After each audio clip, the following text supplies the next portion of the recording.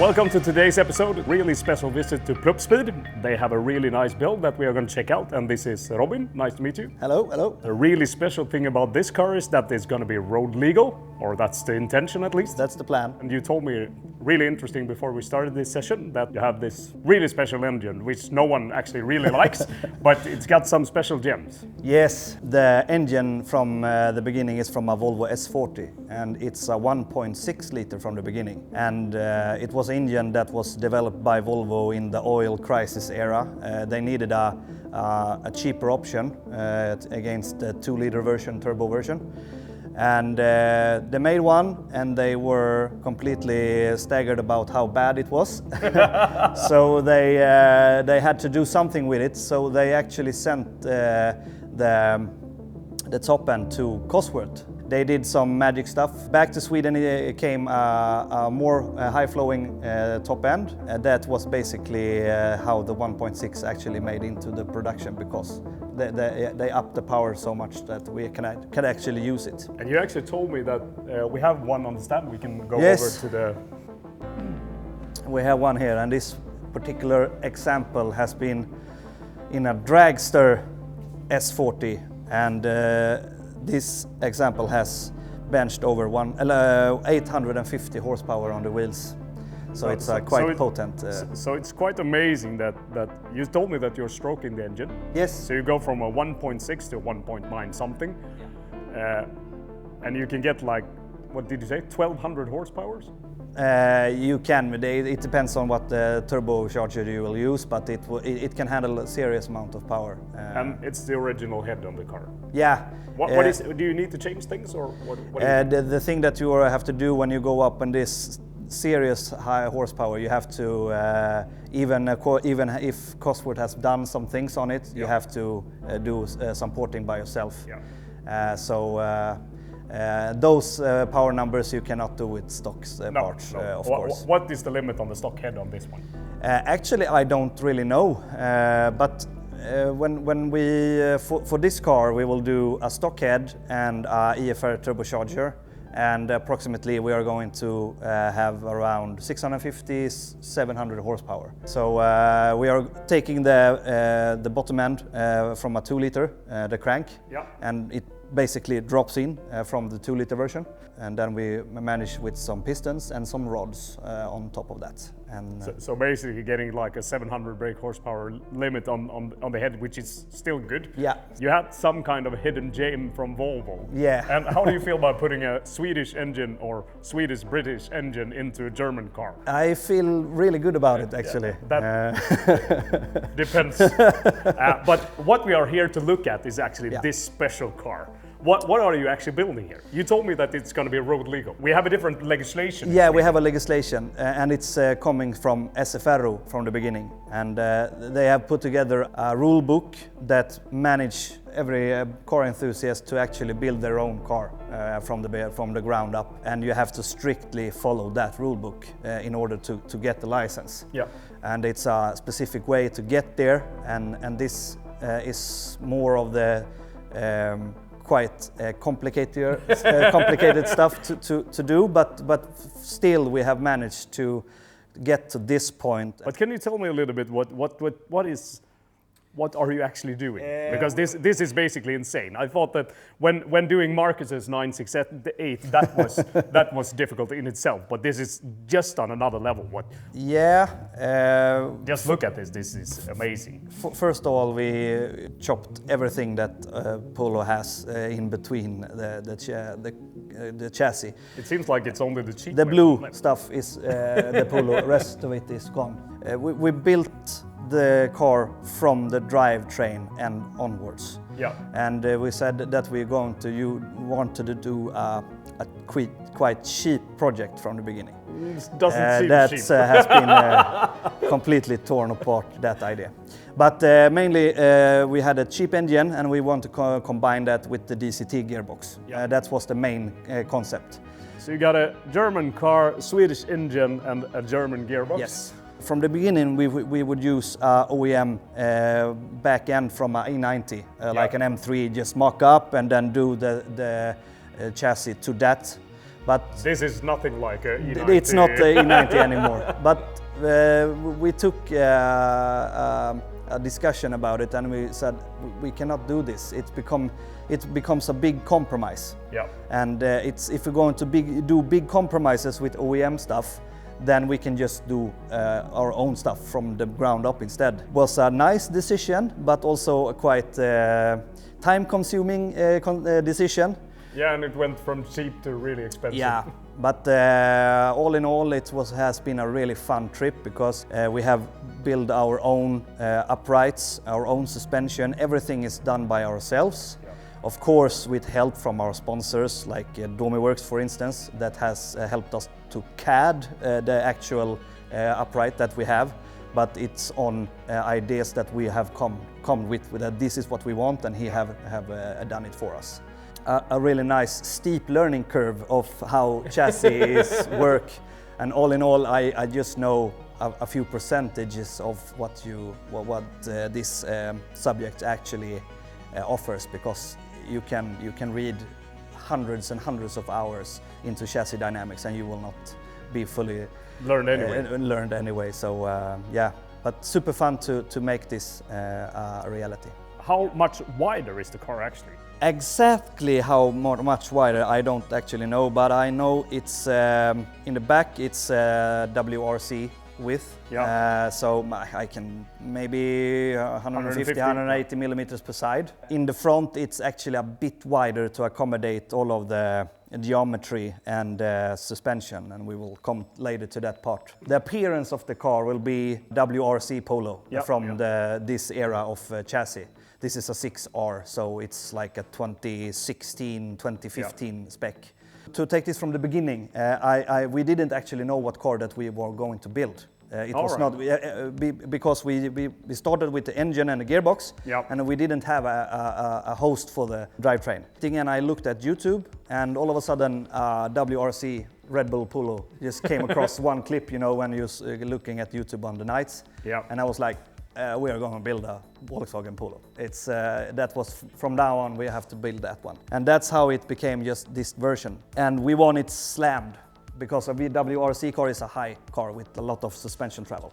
And we would like to have a really hunk down car. Yeah, you should be sitting basically on the asphalt. Yeah, I think that we are going to nail that part when we are done. The front end is quite high for the moment. It's because that we have played a little bit with suspension length and so on, because we are going to order suspension from Öhlins. So therefore it's quite high, but actually it's like this in the front later on. We have wheels from a Formula E car. So this is the first gen Formula E car that existed. And and I can imagine they are magnesium? They are magnesium. Yeah, or magnesium alloy. Or, it's super light. And it comes from a test car when they homologated the series. All right. So I bought this, and me and Pluppen went to England and bought it, and that was a fun trip in that matter. A lot of things happened. It was in COVID times, so it was insane. So I have to smuggle Pluppen into the country with my paperwork and mix. It was a mess. You can see it on our YouTube. I can see that the dash is not original. I can see definitely that you have a BMW gearbox. This special dash, I haven't seen it before. Well, is that something that you made yourself, or what is it? I have a thing. Every car that I have built, I have a thing that I must take a dashboard from another car. So still another car from BMW, Volvo, Volkswagen. This is from an Audi RS3 LMS. So this is a race board. So it comes from the true race versions. So they don't have like outputs for radio or airbags or something. I got the idea of this because I looked at an A3 or an RS3, regular RS3, and I love. That's quite nice. And the picture down below, when you look at Google, what is this? It was like this big picture, and you cannot open it up fully. And I just saw from a race car perspective, and I was like, that's quite similar, but not quite right. So I googled some more and I found out that that was an LMS version and so on, and managed to get in hold of one of those. So I'm quite... But did it fit perfectly, or did you... I have to do some minor adjustments. It's actually quite nice because even because it's coming from a race car. The sides on dashboards from race cars is actually that bolted platter. So you can like fix it's for your needs, and easy to get in and out when you have cage. So they have thought about that. We can see that on the other side there later on. But I'm quite sure that I am the only one that has one of those as a private person, so to speak. And someone has to be the first one. And I'm quite pleased with that. But are you setting the standard now for Polo? This is like the baseline that everyone should do after you. Everyone should do this if they manage to get the parts. Yes. One of the most amazing things about this car, according to my opinion, is actually the tube chassis. It's pipes going all over the place. Yes. And you told me that it's quite difficult to find, because of the legislation, the SFRO legislation, the most difficult thing is to get fixed is for the doors. Yes, here they have a saying or two. You have to be able to sell the car to maybe an old elderly person that has not that big of movement as you can, you know what I mean? So we will turn 60, 70 eventually as well. A 60-year-old, 70-year-old has to come in and out of this vehicle like in a certain way and time. And therefore they have quite a narrow legislation how this should actually be, how should I say, designed or manufactured. So this is my interpretation of the legislation, and it's fully legal. And it's because when you sit in the car, you have to have a certain amount of space from your elbow, from your head to this pipe. And you have to get in and out without getting stuck. Getting stuck with your feet, because the best thing that if from a chassis point of view, you would like to have a cross here. Yes, a big cross. Yes. For the rigidity of the chassis. I want to have a chassis that is quite nice to look at, and this is what I thought that would be suitable for that. I would say the chassis is artwork in itself, and you told me the plan for the actual cabin of the car will actually be fixed, or it will be a shut area, but from the rear end side you will actually have a window so you can actually look at the chassis from the outside. This part of the car will be 100% closed for air and water. But from the main hoop and backwards we will have it like a skeleton, as we see here. So you can basically high pressure the car inside the car. And it's from two sides of it, because if we are going to do plates for everything, it will take forever, which this project have already done either way. So here is the business end of the car. Of course you have the chassis, there's like pipes and brackets and things everywhere. But what was noticeable for me, the engine is sitting quite far. Yes. The engine is transverse from the beginning, and most likely it should be sitting here somewhere.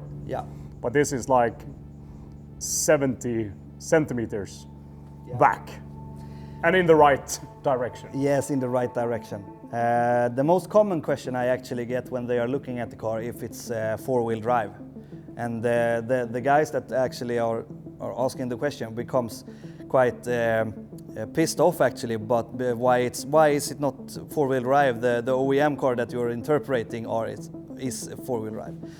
And then I usually say, but I have to fix all of these components into a quite tight space, because this chassis, if you take the center line of the wheel and you take the center line of the A-pillar, it's like this. And if you look compared to like the M2, it's this. You can't accommodate that in this narrow space. So much things must happen on this little space. So I cannot get the differential and everything to be proper positioned. Yeah, and for also the instance. weight distribution on the car would be quite different if you have to move the engine forward to accommodate for the four-wheel drive. The only thing that would make that possible if I move the engine way more back. Even more back. Even more. Then we can have like the front differential in front of the engine or something. But I wanted to have a real wheel drive car, and this was the best setup that I could come up with. So I think that definitely this car should be rear wheel drive. Like I told you earlier, I have an RS4 B7, and that is quite obvious when they have positioned the engine. It's super long in front. And the weight distribution on that car is just terrible. Basically, the engine is 99% behind the center wheel, the center line on the front axle. Yeah. So it's quite long back. Me and Pluppen is like, we want to do mounts and things that are doing several things. Yeah. So for instance, the front plate, it's actually just not, it's a frame stabilizer between the 4 points. Yeah. But it's also a steering rack holder. Yeah. It's also bracing between all of the construction that we are going to have to the front end. The steering rack, is that from the original Polo, or have you? No, it's from E46 BMW. Yep. It's a quite easy steering rack to work with, so it's very easy to position that the place that you want and so on. So we have an upcoming project which is a BMW 635 CSI, which we will do some kind of resto mod thing. It's actually Liam's old grandfather's car. So we would like to change it from a steering box to a steering rack. Yeah, all in all, we try to have it so compact as we possibly can and make it very interesting to look at. It's an awesome car, and I'm really looking forward to see the car finished. And I can imagine really nice work. Really nice to see the car. You have done amazing work, and hopefully you will get it done in the future. But I saw something really nice over there as well, which is the sister car to my BMW M2, but on steroids. Yeah, a bit. What are you doing here? As you know, but for the audience, it's a BMW F22. And we are building a fully A-spec Formula drifting car. Not Formula Drift, actually, Drift Masters here in Europe. So this is a fully spec'd out F22 that we are building for a client. I can imagine that you told me that this was starting to be started as a cheap project, but I can imagine that has gone for many years ago. Yeah, that has gone through the roof. And I can imagine that you get some help in order to do this. Yeah, obviously we have, as you see in the door, we have New Performance that are helping us. But project started from the beginning with that we are doing YouTube as you guys are doing. And it's me with my brother Joachim from Digify that has, together with New Performance and Dome Works and such, that has combined and get to this point that we can actually do this. So I'm super happy to have all of these guys along and make this possible, because without them and so on, we cannot do this in this type of fashion. Yeah, actually. So super thankful for all of the companies that are helping for this one. See you next time.